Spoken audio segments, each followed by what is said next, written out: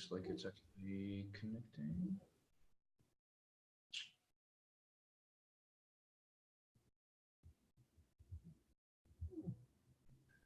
Okay, it looks like we're on Facebook. Hello. Not sure about YouTube. YouTube's not, there it is, we're on YouTube. Hello. I'm not sure about YouTube. Oops, what happened there? That wasn't good. There we go. On YouTube, let's go to public chat.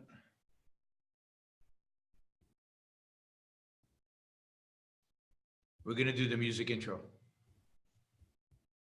So be ready to dance. Oh, I have to dance. Is that? I see. I think ratings will go up. It's possible. Can I dance and post a selfie at the same time? That's really the important question. You're supposed to be very good multitaskers. So. It's true. That's true. We women, I don't know, something about that. So here, I just did it. All right, almost there. Oh, I didn't even do. Jesus, I'm so bad today. So bad. Am I gonna have to pick up the slack for you, Yaron? So, because I'm just not quite there today. Aw. Well, almost there, guys. Almost 30 seconds. So basically, you're saying if I want to negotiate a big deal with you, today is the day. Since you're kind of off your game, I should. Today's get the up. day. Okay. If you want a Donald Trump like win-lose deal, then today's the day. Awesome. All right, here we go. You ready? Yep. I think I am. Where's our music? Where is it? Here it goes. The Radical. Fundamental principles of freedom, rational self-interest, and individual rights.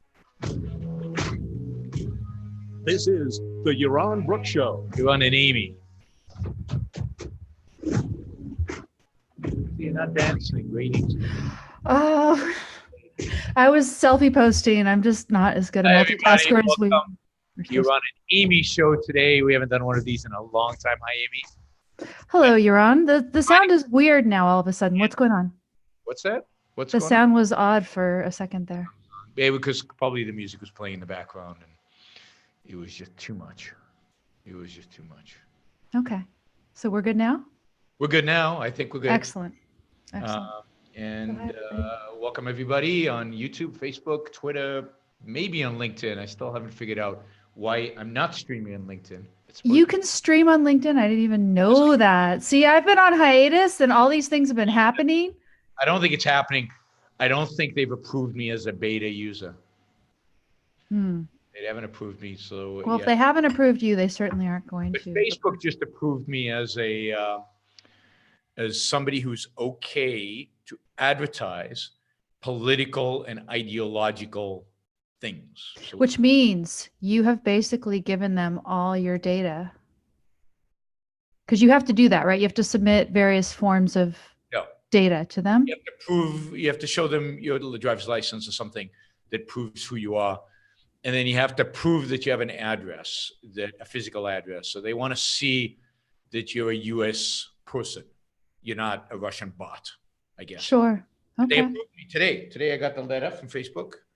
A physical letter, because that's a physical letter. Oh, because it gets sent to the physical address, right? That's how they confirm you've got an address. You get a okay. physical letter with a code, and then you go onto the website, you put in the code, and then they say, yes, you are indeed Yaron Brook, and you do live in this place, and therefore you can now.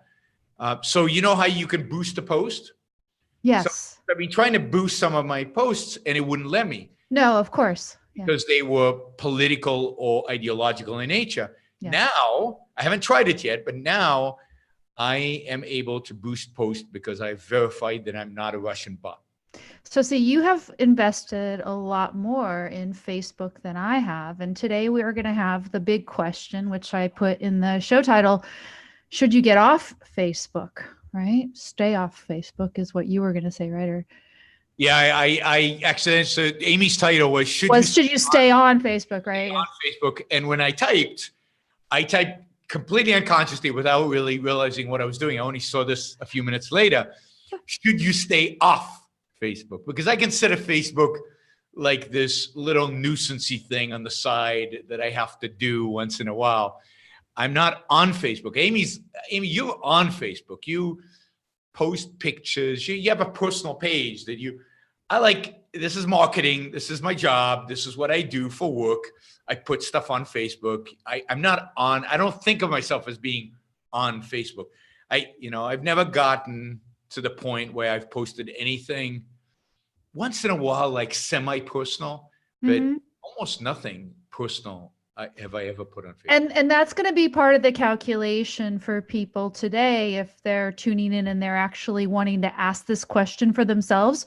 How do they use Facebook? How do they value Facebook? That's going to be part of the calculation. But I think both you and I are going to have the same concern with respect to the one big concrete example that I want to talk about today, which is my recent experience with Facebook and the Ayn Rand bot page. So, everybody can. Before we get to that, I think that, sure. My concern is, my view has always been with regard to Facebook is I don't have Facebook friends, right? I have real life friends. And then and even they're different kinds of friends, right? They're really, really close friends, and then they're media friends, and then media friends, and then they're kind of acquaintances or medium or media. Medium. I don't have any media friends, in spite of the conspiracies out there that say that I'm just a shill for the left. I have no media friends. So I have gradations of friends, and even with my best friends, there's only certain things I share with them. And Facebook creates this egalitarian kind of flat thing where you're treating everybody the same, and you're supposed to be very personal, and you're supposed to put up really personal stuff. And yet, okay, so you can use Facebook in different ways. There are features where you can share certain things with certain people. Friendship shouldn't be work, not that kind of work. And then you have to think, okay, who do I invite to the wedding? Do I invite these people to the wedding or those people to the wedding? And this is why I had a small wedding and I didn't bother. Invite people to weddings? What's that? Sorry. Nobody invites me to weddings. Why would? No. But you invite people to weddings, like you just go elope or something, right? Who then I have to rank my friends, and is this picture appropriate for whom? It's like the whole thing is too much work for me. And I just, do my friendships offline and do everything. And maybe I'm not that good of a friend, but I do my friendships offline and I do everything else. I do my work online, and I view work online as mainly work and entertainment, not friendship. Anyway, that's me. But other people are different, other people meet friends and partners and whatever online all the way across the world, right? But of course, I'm old and weird and all kinds of stuff. Well, you're not that old, but you're kind of weird. Kind of weird. Yeah. Thanks. Either that or you're not weird enough, and I'm really weird. So it's one of those. Yep. We could choose. All right, so let's talk about the Ayn Rand bot.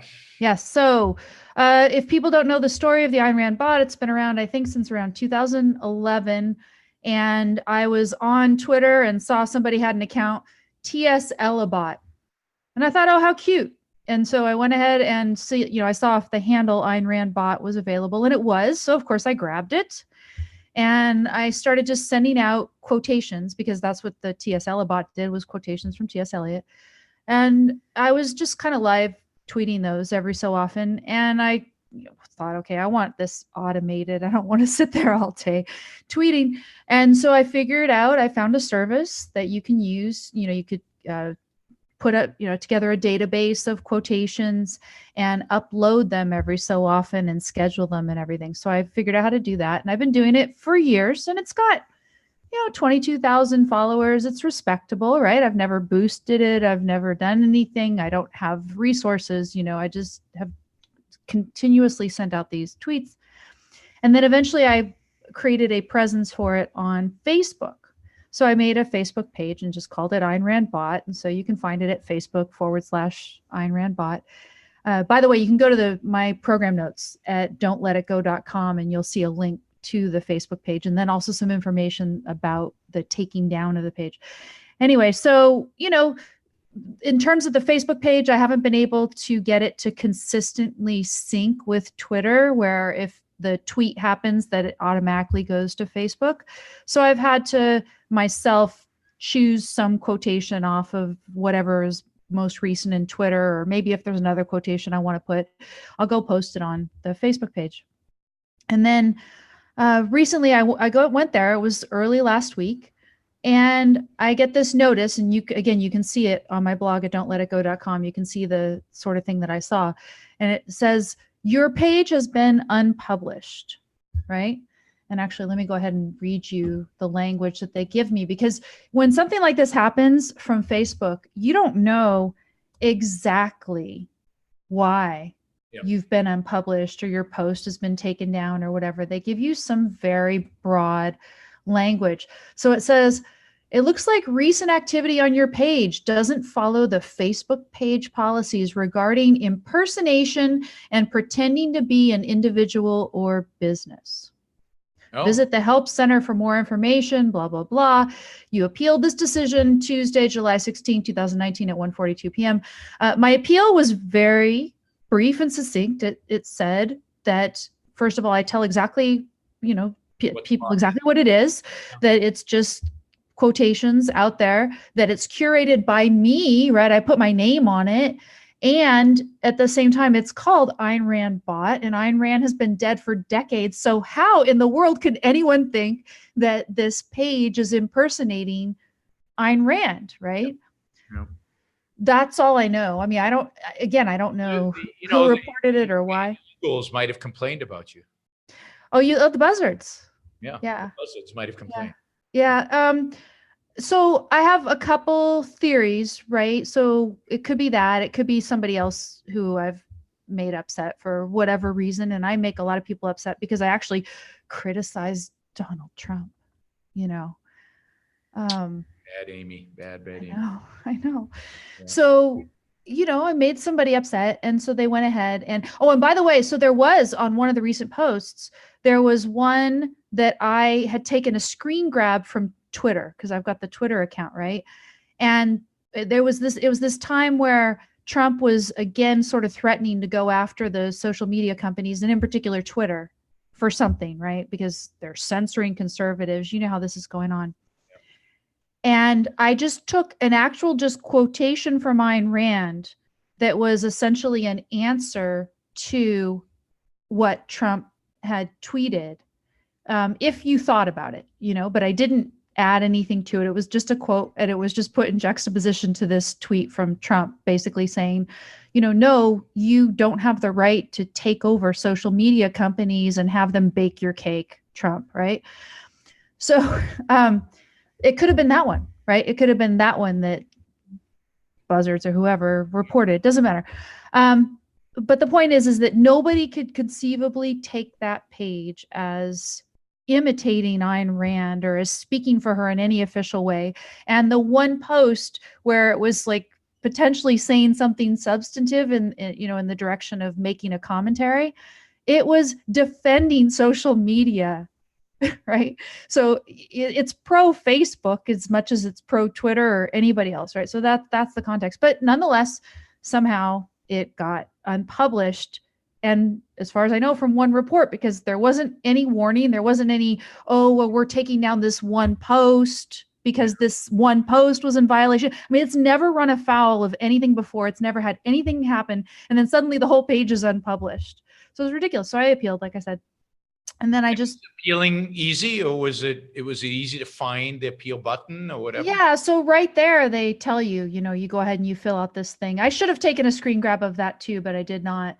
And of also what I wrote, but I wrote something very brief and said that it just didn't seem reasonable for anybody to think that this was imitating anybody, because the author's been dead for decades and it's quotations and, I say that it's me and everything.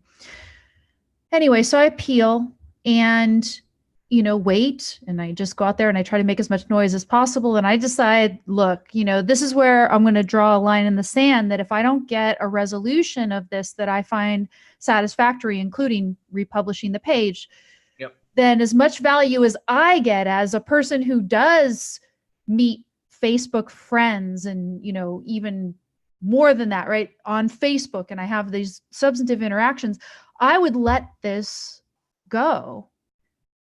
Because you have to stand on principle in a certain way. And if they're going to be so arbitrary that they're going to find that this page, which is, so, sort of unoffensive, it's just sharing quotations from Ayn Rand. And insofar, like I said, is making commentary, it's defending this medium against government takeover. If they're going to ban that page, then I'm out of there, right? So making noise. People saw me making noise. Yaron, I don't know if you retweeted my tweet. I was kind of offended at that, but anyway. That I didn't retweet your tweet? My tweet, trying to make noise about it. I think you liked it. If you like your tweets, like, oh, that's really helpful. Thanks. But there was a tweet out there and I had tagged you and I was like, come on, retweet my tweet. I guess I don't tag you the right way. A lot of people, they tag you in the actual body of the tweet and then you retweet that tweet. But then I think I CC'd you in a follow-on tweet and I guess it just didn't do what I wanted. It's like, retweet my tweet, give me some noise. Ben Shapiro gave me some noise. He retweeted one of my tweets about it, which was beauty. And then finally, 6 days after I appealed and was making all this noise, 6 days, they put the page back up. And again, if you go to the blog at don'tletitgo.com, you can see the screen grab of what I got on that day. It was just yesterday, actually, wasn't it? It seems so long. That they put it back up. It says, page published. After reviewing your appeal, your page Ayn Rand bot has been published. This means it can now be viewed publicly. And I had to check and say, I have read the message above. So not only have I read it, I screen grabbed it, Facebook. And then you can continue and go on and go about your business. But first of all, I just want to say one thing. Facebook, you should not say your page has been published as if they publish it or something, right? The way that I was phrasing it, because I'm looking out for Facebook's interest, because I consider myself an ally of Facebook as of this moment. I put it in this way. I said that the publication restriction on my page was lifted, right?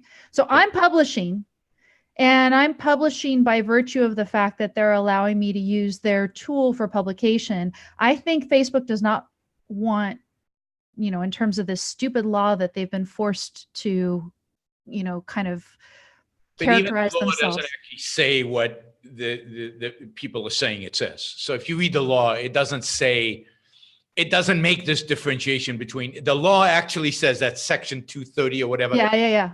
Keep citing. That section actually says that these platforms can decide what to have and have not, because Republicans insisted that the platforms be allowed to discriminate so that they wouldn't be forced, for example, to have pornography on it. So it's actually put in for the purpose of allowing the platforms to be able to say what would go on the platform or would not go on. Never was the intention that the platforms would be such that they were completely passive and everything could be posted on it. That was never the intent of the law. That's not how it's written. It's completely disingenuous of people to claim that they have been granted some exclusion from being a publisher. It's the opposite. They were given extra ability beyond being just in case somebody wanted to claim that they had to publish everything.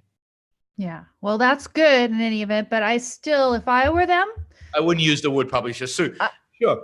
Yeah. Anything that makes it seem like they're the ones doing the publishing, that I think they would want to avoid. But in any event, so that's all. That's what I know. In addition to that, I do know somebody within Facebook, but understandably, that person who is not in the, sort of community standards department doesn't know, and they're not allowed to know, exactly what it is. All I know is that it was a so-called false positive. That's all I know, is that it came up as a false positive. That could have been as a result of a report from somebody, which I think is most likely somebody reported my page to try to get me off Facebook.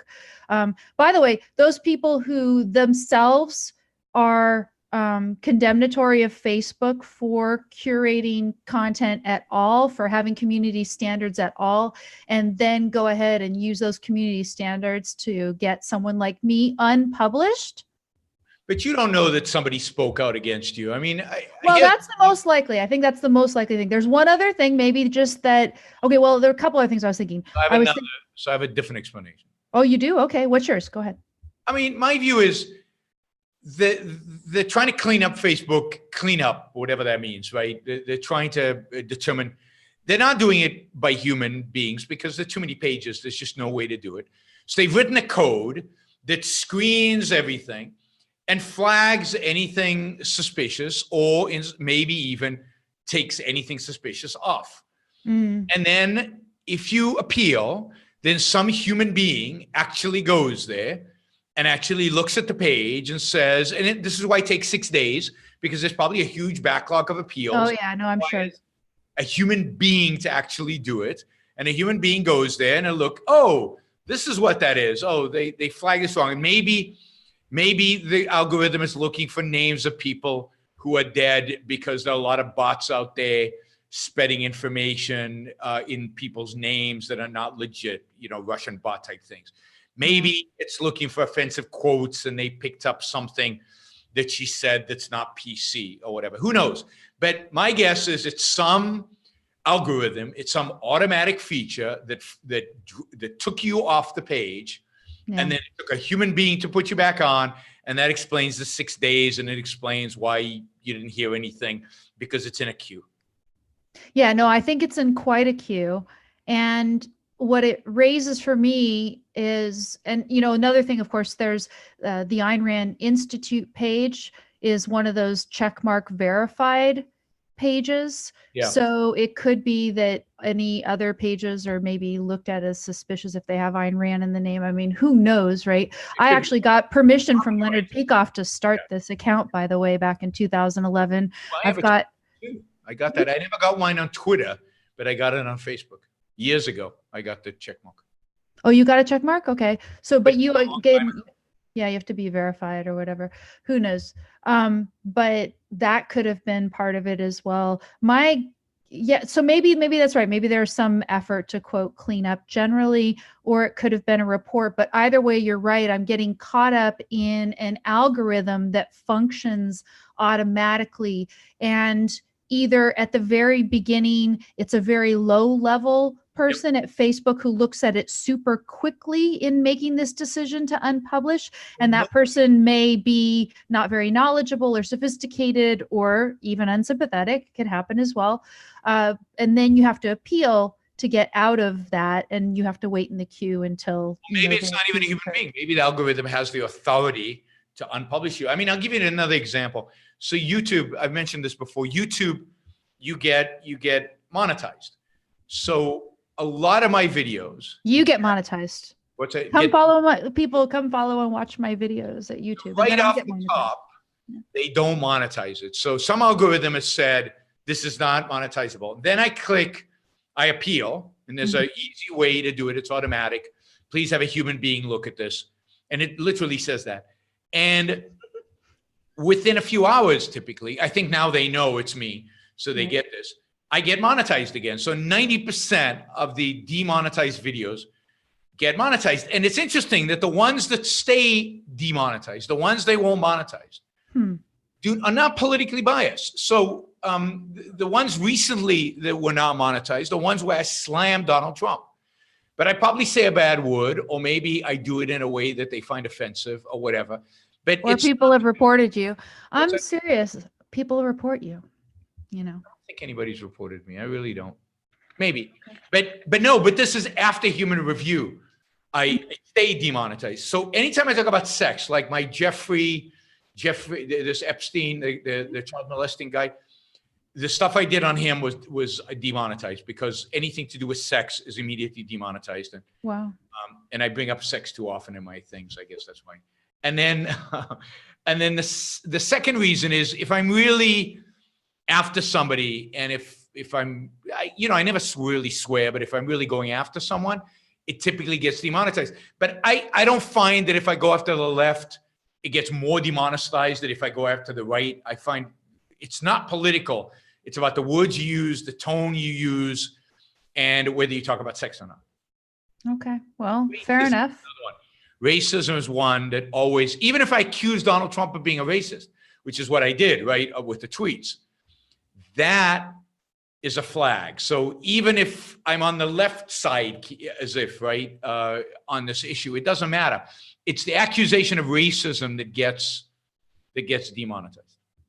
Okay. Well, we'll have to conduct some more scientific experiments, because you are not made privy to exactly what it is. And that's the thing. So, for me, I put it in terms of, do I get a satisfactory explanation from Facebook as to why this happened? And, the idea that I'm going to be treated fairly in the future, so that any of my time and efforts spent in Facebook, in particular, in building pages like that, is worthwhile. That's the thing to think about. And as far as I can tell from this process, Facebook is taking on too much. So there is a significant risk that people, even with benign pages like mine, I think my page is fairly benign, right? It's not likely to offend too many people. That those pages are still at a risk of being taken down, at least for a significant chunk of time, while you wait in a queue for your appeal to be heard. Because the system, whatever the system is that, they have, again, whether it was a report or whether it was a more general cleaning up, like you're saying, all kinds of hypotheses we could have. It somehow got flagged. It got, unpublished either automatically or with a very cursory review, and it's just going to wait. So there is a chance you're just going to be sitting there. And, again, I don't know, this has never happened to you, Yaron. It might be because you have a bigger page. My page is very small. I always talk about, I'm small fry. And maybe if I had bigger following on my page, I would be higher in the queue. That would make good business sense for Facebook. I've spent some money on ads, but probably not nearly as much money as you have, Yaron. Yes, is that right? I mean, it's a business decision. And I've said this before. I think what Facebook is trying to do is very difficult. The standards are difficult to set and determine, and what is and what isn't. A lot of it's automated because of the sheer millions and millions of pages that they have to go through. Everything is automated. They have to prioritize, so they might as well prioritize based on likes or based on money or based on something. And it's rough. So I have a lot of sympathy towards Facebook in terms of the difficulty that they face and the difficulty that they face. On the other hand, I think that the fact that they keep their guidelines and standards obscure and they don't articulate them objectively, and we don't know, is really difficult. But it's difficult. It's really bad. It's not good customer service, right? With a customer. And that's what I've been focusing on this whole time. People say, oh, you've been censored. You were censored. And I said, no, I am suffering from poor customer service. I think that's absolutely right. There's no censorship here. Companies can't censor you, but they can provide poor customer service. And then you have to decide, is the poor customer service, is it so bad that I'm not going to use them again? Because I'm not going to go and eat at this restaurant because the customer service was so bad that I'm not going to eat there again. Or is it, it's bad customer service, but they offer such a unique product that I am going to suffer through the bad customer service because there's no alternative product right now. Yeah, or nothing that provides as much value. So, overall, what I would say is, yes, I'm glad because they have, allowed it to be published by me again on their platform, and it looks like everything's okay. And probably there's going to be some little flag or note in there in the future that if this happens, that they know that my page is probably okay. Maybe they get a human being to look at it more quickly or something if there's some kind of issue. I feel fairly confident that I could go ahead. But you're always cautious because they are taking on a lot. And then I don't know if you saw, because I did this little thing to you, Yaron. I sent you the program notes, and then I went ahead and I updated as I saw some things come in later, as I thought of something. And one thing that I saw after I sent it to you was this link to another story. And maybe I'll geek out with it, on tomorrow I've got a show with James Valiant for the first time, and he and I are lawyers, and maybe he and I will geek out a little bit more. But we've got a question on the super chat, so let's take one question on the super chat. Go to a new topic, and then we'll go to a new topic. So this is on the same topic though. Oh, it is. Okay. Oh, this is on Facebook, because I want to ask your opinion about this, because it's again relevant to the question of should you stay on Facebook? Go for it. And the question is, so this week they are going to announce this latest deal compromise between the FTC and Facebook about the so-called privacy violations of Facebook. And on my show, Don't Let It Go Unheard, when I was doing my own show years ago, I predicted that the first consent decree, as they called it, was going to buy Facebook a lot of trouble, that it was just a way for the FTC to get their claws into Facebook. And we're seeing this with this. So now it's going to be $5 billion that Facebook is going to be fined.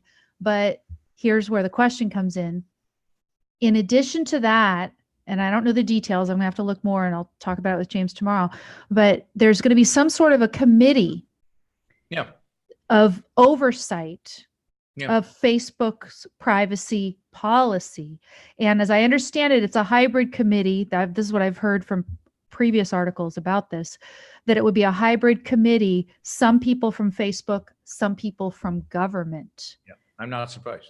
So they have to have, I forget the name of the government person who was appointed to come into Taggart Transcontinental and be part of the management team of Taggart Transcontinental, and this flunky sat there or whatever. That's not new. If you remember when iTunes was sued over ebooks, some monopolistic thing about ebooks, and Apple was accused of monopolizing, and they lost the lawsuit.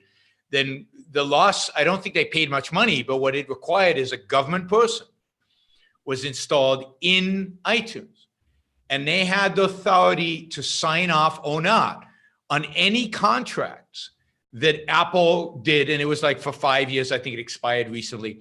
And then, of course, famously, Microsoft had for 10 years a government employee sitting at the office of the CEO, approving or disapproving any decision Microsoft made. And there's no surprise that Microsoft completely stagnated during that period of time. And of course, my favorite example, favorite in quotes, is banking, right? Every day, 150 regulators go to work in the offices of JP Morgan, Wow. 150 regulators have offices at the bank. Wow. At JP Morgan, at these banks. So everything that they do is signed off by the regulators. So the idea that these companies are private, the idea that they run for profit or whatever, is completely bogus. These are public utilities. And of course, all these companies have all these tech companies that have been sued for antitrust. Yeah, that's the part of the remedy, is always that a government official be installed. But see, okay, so here's where it starts to get really dicey, right? So this is supposedly about privacy, and Facebook, yes, they did make the mistake with Cambridge Analytica. It wasn't good. Okay, fine. But if now you've got government involved in so-called data privacy with Facebook, and Facebook is not just broadcasting content, it is collecting data about us, we start to creep closer and closer to Orwell's 1984, in my opinion. And so then the question is, do you now, Yaron, you don't stay on Facebook because you don't share anything personal on Facebook. You would say that, but even you, Yaron, might be surprised at the amount of personal information that Facebook, through its apps and stuff, is able to gather about you. My ongoing assumption in life is that the government knows everything. Okay, that's fine. That's fine. That's fine. And you know, I've got nothing to hide stuff too. Okay, No, and it's fine. not an issue of having stuff to hide. I'm not making this assumption because I like it. I hate that fact. Okay. The assumption is realistically, given what I know of the NSA, given what Snowden revealed about the NSA, given my experience, you know, I spent a whole day at the NSA where they tried to convince me they were the good guys. Given all of that, my conclusion is that they have, and if they want, they will find an excuse to access the data, and that they'll have the courts sign. What are the name of the courts? The secret courts. FISA, the FISA courts. FISA has never, I think, it's turned down some infinitesimal number of requests for data. That these people, if they want the data, they will get the data. And I'm not saying it is these companies. It shouldn't horrify you about what's going on in Facebook. It should. But I'm saying this is just one more increment where the government is basically institutionalizing and regularizing. That's not a word, but you know what making normalizing is the word. Thank you.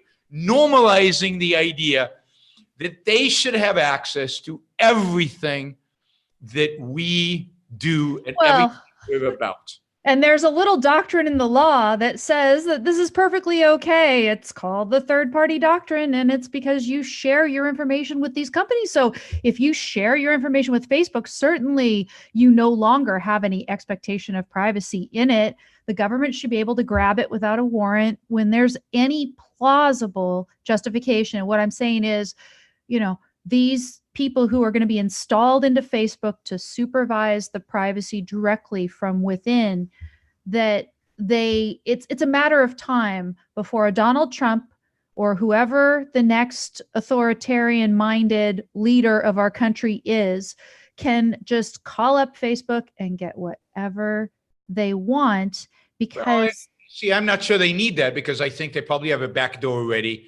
And everything you do on Facebook is being downloaded at the end. I don't believe that. I don't believe that. And so I actually still think, and I think that there's a good chance that when this happens, that Facebook is going to make an effort to keep actual data away from these government people, and that they'll say, yeah, well, this is how we treat it, and we'll tell you how we treat it, but we're not giving you access to the. I actually think there's a good chance of that. They want to make the money off the data. Okay, fine. I'm not always going to be pleased with what Facebook is doing with my data in terms of administration. It depends on what emergency happens. Imagine a 9/11 where basically the government says, no, this is an emergency and we need the data, and Facebook hand it over just like any other company would, unfortunately. So my question for you is, where do you government has the ability, the will, and unfortunately the courts on their side to basically privacy is non-existent, and we should assume that the government has access to everything that we do, and that's just life. And you know, if you're doing something that the government can use against you, maybe it'll get lost in the trillions of items that they're accumulating, or maybe not. Okay. So we figure out, okay, because the whole idea is to be objective here about when you should or shouldn't continue to use Facebook, use this value, take advantage of this value. And maybe then the way to go is, I mean, if you think, well, right now already that they're doing this, it's not necessarily the fact that that they could do it, but has it been de jure, so to speak? Is it ratified as a normal policy that everybody's supposed to be accepting, that the government actually has an official backdoor where they can get their hands on it all the time? You say, oh, well, they probably can get in. But what I have seen is that now these tech companies, whenever they get these FISA warrants and things like this, they will actually publish the stats. They'll say, this is the number of times that the government has asked us for data, and we fight back when we think it's not a justified request, right. et cetera, right? So at the point where it's, okay, well, we're installing these people, and these people have just as much access to the data as any employee of Facebook. Once we know that, I would say, regardless of whether you personally care or you've already accepted the fact that the government has it all the time. At that point, if you believe in this as a principle, you get off Facebook. That's my view. What do you think of that? I'm not convinced, I guess, because, the government is in every business out there. It's doing the equivalent, maybe not on issues of privacy, but on other issues that it just, and I need to think of an analogy, but this is 1984. This is Orwell. It's like, here's Orwell, accept it. Yeah, but partially we're fighting against 1984 by using Facebook. So, you can't give up on the means of communication that you're using in order to fight the bad guys, Now, maybe as there are new tools, as there are other ways to do it, that is the case. But as I said, I only use Facebook as a marketing tool because that's all I care about in terms of Facebook. I don't care about it otherwise. And I do think there's going to be a lot of competition for Facebook in the future. I do think Facebook is the whole government involvement is going to slow them down. It's going to be hard for them to innovate. And I think competition is coming. And so maybe we'll be able to move quickly, but I'm just not convinced. Maybe scale back considerably. Normalizes its access to data. If that's going to be the reason why I go off, given that the government is going to do that to everybody slowly. And that doesn't mean I'm just going to, I'd have to wait and see the concretes and what it actually means. Okay. I mean, for me, I'm convinced that Facebook has so much ability to collect so much data. There's all those stories about the fact that if you have the Facebook app on your phone, that it can get information about all the other things you're doing. Of course, I am limited in the data that I give to Facebook. I haven't gotten verified or, any of the stuff that you're doing with it. And I don't know if I will. But again, my assumption is that the government has everything. Okay. Your government is okay, but are you yourself, by using Facebook, sanctioning this? Well, and right now, I don't think you are right now. But am I sanctioning government interference in government collecting inappropriate data by filling out the census? I mean, they ask all kinds of questions that I think the government should never be in the business of asking. And yet. But for instance, aren't you required to answer a census just like you're required to do your taxes? I don't know exactly, but you are certainly not required to have a Facebook account, not yet in this country, right? I mean, the questions I refused to answer on the census. Last census, I had people knocking on the door for months, trying to force me to answer questions. And I said, take me to court. So I'm not answering that. I'll see you in court. And they left me alone. But it took months. I mean, they literally sent people to the house. They called all the time, and I said, "I'm not answering that question. You want? You come and get me." So you do have strong views about this. Well, of course. I mean, I stand up against anytime somebody asks me a question that I think is none of their business. I'm not going to answer it, and that's true of Facebook, and it's true of everybody else. Now, Facebook, when they ask me to verify my physical address, because they want to make sure, I don't see a problem with that. I think that's legitimate for them to do, given what's going on. Now, if the government is if it becomes a public utility, then the question becomes, do I have alternatives to use? Like, I consider banks public utilities. Now, the last thing I want, more than Facebook, is for the government to have access to my bank accounts and to know everything in my banks without a warrant, right? But the fact is, banks are all public utilities. So I have no question. I mean, regulators, they're every quarter, and they look through everybody's, and they theoretically have access to all of my personal accounts. Do I stop banking with banks because they're half owned by the government? No, because I have no alternative. And, it's the best option that I have. I'm not going to destroy my life in order to. And I think if the same thing becomes on Facebook, then I'll do it under protest. So you would still use it because, in effect, you think it is essential enough, like banking, that maybe not. We'll see when it happens, and we'll see what alternatives exist.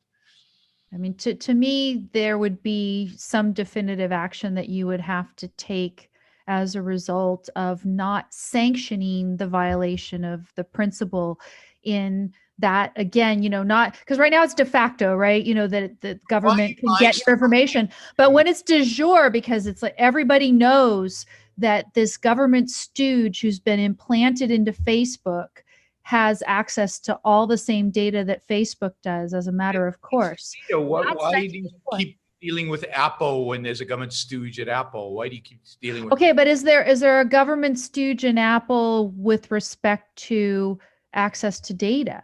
No, but data is just one way in which your rights are being violated. There are lots of ways in which rights are being violated. Why is this such a violation that it would cause you to not have an association with the company? Because privacy is a huge value in terms of your. It's how much you value privacy, I think, relative to other values.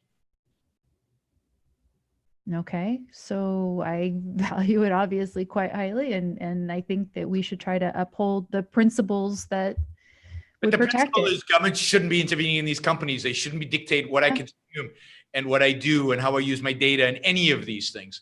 That's the principle, and we know that principle is being violated and is being violated in every single realm in our economy. But it's not institutionalized officially in the way that it would be when there is a privacy stooge implanted there, and that we know that the privacy stooge. On the issue of privacy, it wouldn't be institutionalized, but on other issues, it's already been institutionalized. It has. So you're saying the ship has sailed, Amy? We'll have the conversation again and see whether we're going to drop Facebook or not. Okay. All right, let's take the super chat question and then we'll talk about Puerto Rico, I guess. Yes. What is the common fallacy or mistaken belief you've heard expressed by non-objectivists about Ayn Rand's philosophy? The most common fallacy or mistaken belief you've heard expressed by non-objectivists about Ayn Rand's philosophy? Okay. I just had it recently because people learned that I was the Ayn Rand bot. And so then they wanted to be nice, but they also wanted to express their disagreement with her view. And it was that she takes selfishness too far. And by that, they meant that the heroes in the novels were not depicted as adequately charitable enough, that they weren't fulfilling what they saw as the obvious, that there's a duty to help out people who are less successful and able than you are. That's what I hear a lot. Yeah, I mean, I think that's right. I think the biggest misunderstanding about objectivism is in ethics, and it's not about the word; it's about the idea. It's about what selfishness means. It's the idea that selfishness means being nasty and brutish and a backstabbing, corpse walking, horrible person, lying, stealing, cheating. I think that's and I don't think it's a misunderstanding. I think people just don't want to grasp what selfishness is. Well, and also they accept altruism as the morality. I mean, so how is it that these heroes, they're just not as charitable as the average person who we uphold as a hero? But they take altruism, but it's more than that. They can't conceptualize more than two things, and this is what 2,000 years of altruism has done. One is good altruism. Second is selfishness, meaning lying, stealing, cheating, SOB. And they can't conceptualize a third alternative. They can only conceptualize those two. So anytime you're selfish, well, that means you're lying, stealing, cheating. So you're over here. And to be altruistic means you have to take care of the, all these other people. So I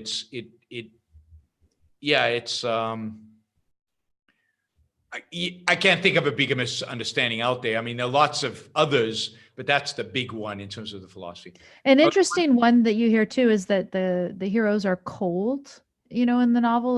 That's less of a philosophical issue, right? Well, so the way I think of it, because the more you come to understand the truth of what she's depicting there in the book, if you go back and reread, you feel the emotion a lot more. And I think that the emotion that you feel from what she's written comes with the understanding of the ideas. So they work together, really. And so I think those people who have read it and thought, it's kind of cold and flat and everything else, they don't they haven't fully internalized the ideas and the significance of what is written. I think that is true. So I think that's probably right. Although I when I first read Atlas Shrugged, so I didn't understand the ideas, but I first read it, I would have never thought the characters were cold. That would have never even struck me. I mean, Dagny cold. I mean, Dagny's is well, so I think implicitly you had a lot of the right ideas, even though explicitly you were a socialist, right? Well, as an altruist, socialist, and collectivist, tribal. Yeah, but in spirit you were not. And an interesting person who had that same reaction was Simon Le Bon, because I did get to talk to Simon Le Bon of Duran Duran, and he said he loved the writing but didn't like the ideas. Oh, interesting. That's always a telling thing, that there's this. Usually, I know a lot of people who are the other way around, who love the ideas and don't like the writing. Exactly. Here's another super chat question. Does big data rely on consistent environments to yield accurate prediction? Would it matter in a civil war? I mean, yeah, I think big data depends on patterns. It depends on the sustainability of those patterns. So I don't think it has to be necessarily consistent, but it has to be similar. So it has to be a pattern that is evolving in a similar fashion. And big shocks to the system, what Nassim Taleb calls black swans, a civil war, something like that, suddenly disrupt our ability to use big data to predict outcomes. So big data is good when the past, in all of its complexity, can generate a legitimate prediction about the future. But if the future is so crazy, then you can't use the past in order to predict it. Then big data falls apart statistically. So I think that's pretty straightforward. Oh, wait, Puerto Rico, you want to talk about Puerto Rico? Yeah, so I did message you yesterday actually about this because I saw the headline. There's these protests going on against the governor of Puerto Rico. And the last that I've heard, I put a link to an article at don'tletitgo.com. It's that officials in Puerto Rico have ordered the governor to, and the aides also, not just the governor, but his aides, to hand over phones amid some scandal. So there's been protests against the governor and it has something to do with the phones. Tell us what in the world is going on. So it's complicated. There are two things going on right now, and they're being somewhat conflated, but two motivations for the demonstrations. The demonstrations are massive. We're talking about hundreds of thousands of people. Over 500,000 people yesterday marched. They marched right outside my window. After a lot of the highways, streets in San Juan were closed yesterday, so I was late for at least one meeting yesterday as a consequence. And old San Juan is basically shut down, so even the tourist trade is hurting because cruise ships are not coming because of the demonstrations. Because the demonstrations in front of the governor's mansion, which is right in the heart of old city in San Juan, the tourist area in San Juan. So two things happened about 2 weeks ago. Or 2 or 3 weeks ago, a number of former executives from this government, the Puerto Rican government, were arrested by the FBI for fraud. So they had assigned government contracts to friends and family kind of thing, to people in the know. So, and in addition, the CEO of the largest accounting firm in town, the one that I was told I should use when I came here, luckily I didn't listen to anybody, was arrested in the same fraud scandal. So there was all kinds of, so he was cooking the books to make, I guess, some of this possible. And the FBI came in, and these were all former associates of the governor. And the governor was on vacation in Spain at the time, so he rushed back. And a few days, so there was a lot of stuff saying, well, if these are the people the governor hired, is he fraudulent? And everybody's known there's been fraud in Puerto Rico, but these are real arrests, and the FBI is not involved, so it's a big deal. And a lot of people were arrested, not just these two officials, but the guy from the accounting firm and some other people. And then somebody released messages that the government had sent on a Telegram. I don't know if you know what Telegram is, but Telegram is a texting application. Is the most encrypted texting application that's out there. So supposedly it cannot be broken into, and governments cannot shut it down. So it's the favorite texting application of Russian dissidents, Chinese, people overseas. So I'm on Telegram because I communicate with those people sometimes, and that's the only way they'll communicate. They don't do email. Right. So if you want to hide from the government, so there was a group chat of government officials in Puerto Rico where the governor was on, and they were chatting about different things. And it turns out the first revelations, where he was making homophobic, racial comments, inappropriate comments about women, inappropriate comments about fat people. And then a week later, so that was just a few texts here and there. A week later, they published 850 pages of the governor, making fun of all these people, making fun of wow, but also people in his own party, making fun of what's his name, the famous Puerto Rican singer who's Ricky, not Ricky Martin? I don't know, whatever. Celebrities, just childish language. Now, the interesting thing is because it's Telegram, it's not like somebody hacked this. It's one of the people in chat was saving them and then printed it all out and handed it to reporters. We don't know who it was, but it was somebody on the chat.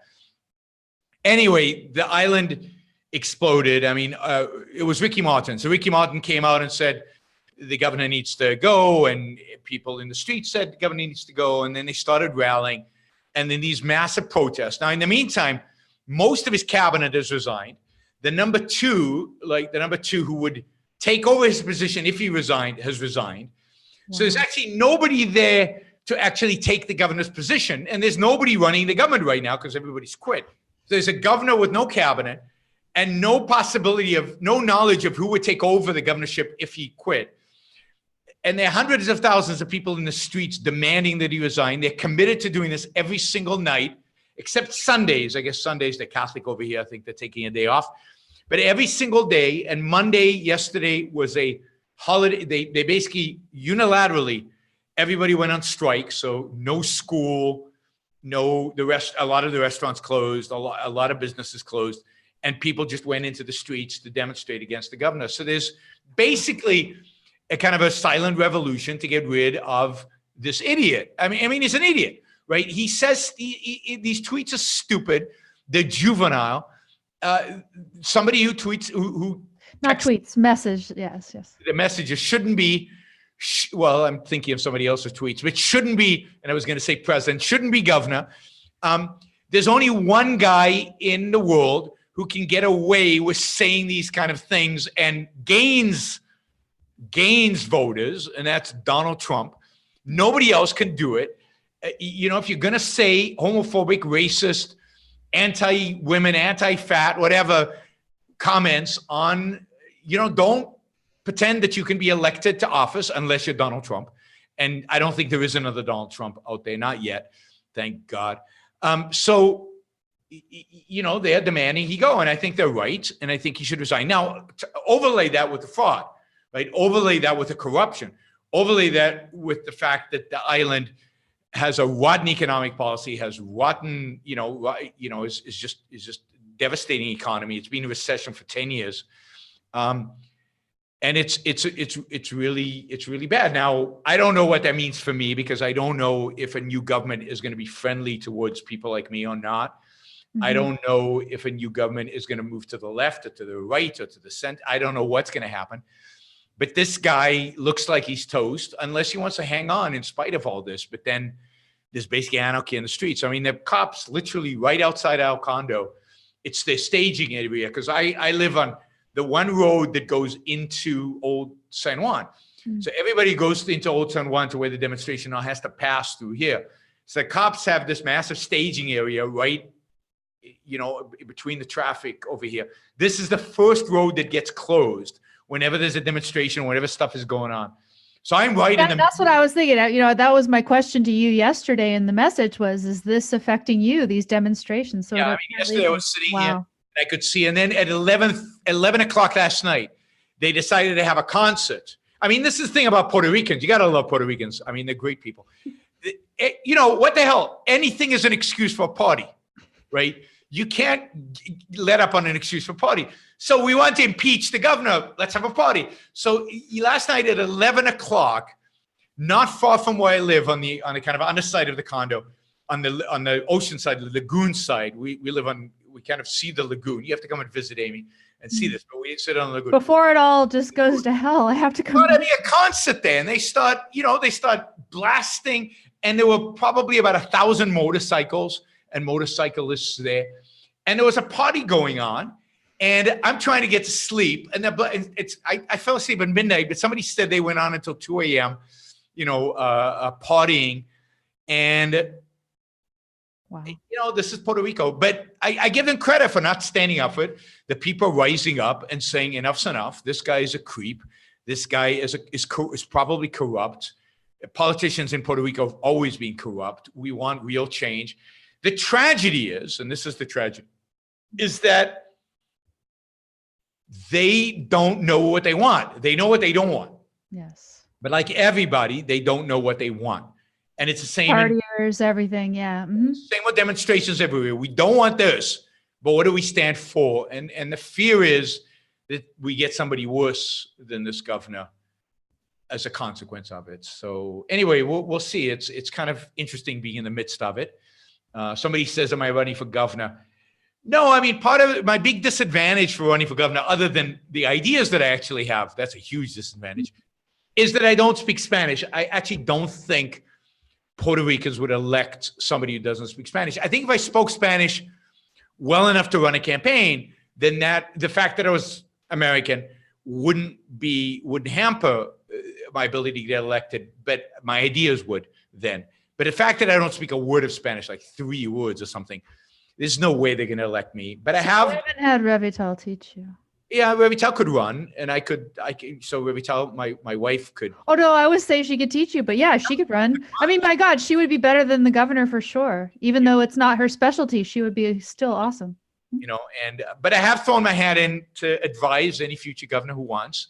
Nobody's taking me seriously, as they never do. Anyway, that's what's going on in Puerto Rico. It's quite amazing to see people who are willing to go out into the street and demonstrate for what they believe. And it's inspiring. This governor should resign, and resign quickly. Okay, so this is what I'm saying. If Facebook gets officially made part of our government, don't just admire those people who protest. You're going to have to join me in the protest, Yaron. I'm going to keep working on you about this. I'll see you in the Washington Mall with my big sign.